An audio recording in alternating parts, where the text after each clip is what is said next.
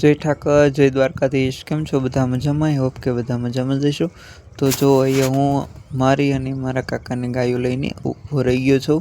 वाड़ानी बहार काढी छे कारण के तड़को लागे एटले मजा आवे। हूँ अत्यारे टाइट बहु पड़े, ठंडी बहु लागे ने सूरजनारायण बहु उपर आवी गया छे एटले ने जो हूँ तड़के ऊभो छुं तो बी मने ठंडी लागे छे एटले मैं शॉल ओढी लीधी छे।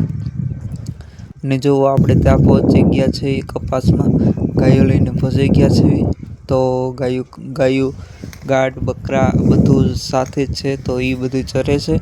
अने हूँ अहींया जो मने थयुं मारा हेर सरखा नथी, सरखा करी लीधा अने हवे हूँ कपासनो छड़वो चालीने ऊभो रही गयो छुं कारण के केवी मजा आवे छे के नहीं एम जोवा। तो केवा सरस मजाना गाड बकरा एवुं बधुं चरे छे अने मारे कई बीजी टेन्शन छे नहीं कारण के बीजी जग्याए जावी तो सारे कोर सेठा होय तो ओलामांथी ओलाम घरे कोक आपने ठपको आपे एवुं कंई करवानुं होय नहीं एटले आडुं ऊभुं रहेवानुं होय।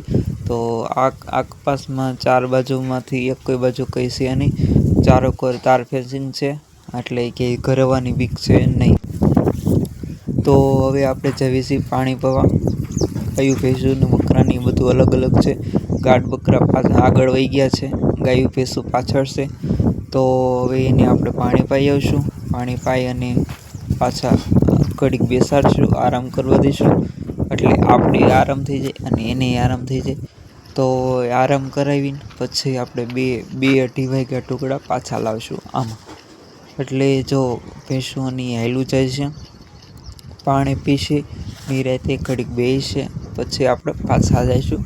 તો જો આખી નદી છે અમારી બાજુમાં જ નદી છે, જે ખેતર હતું એની બાજુમાં જ નદી છે। તો આખી નદીમાં એને જ્યાં મજા આવે ત્યાં પાણી પીવાની છૂટ હોય છે કારણ કે અડધી ગાયોને આયે મજા આવી તો આયે પી લીધું, અડધી ગાયોને પાછી બેલી જગ્યાએ મજા આવે તો ત્યાં પીશે પાણી। એટલે આપણે કંઈક કોઈને કહેવાનું હોય નહીં કે આયા પીવો ને આયા પીવો કારણ કે એને મજા આવે ત્યાં ભલે પીવે, એની રીતે પીવા દો તો વધારે મજા આવે એને। અને જો હવે પાણી પીને ગાડ બકરા બેસી ગયા છે, આ ત્રણેય મારા કાકા છે તો એ બી સાઈડમાં બેસી ગયા છે। અને હું તમને મારી નદી પૂરી બતાવવાની ટ્રાય કરું છું। હવે તમને દેખાય તો ભલે, નકર તો બીજું શું કરવું। ઘણી ટ્રાય કરી છે પણ લગભગ 99% તો પૂરી નદી નથી દેખાણી। તો જો હું સરસ મજાનો વીવડો છે, આ વીવડાનું પાણી ભરવા આવ્યો છું શીશો।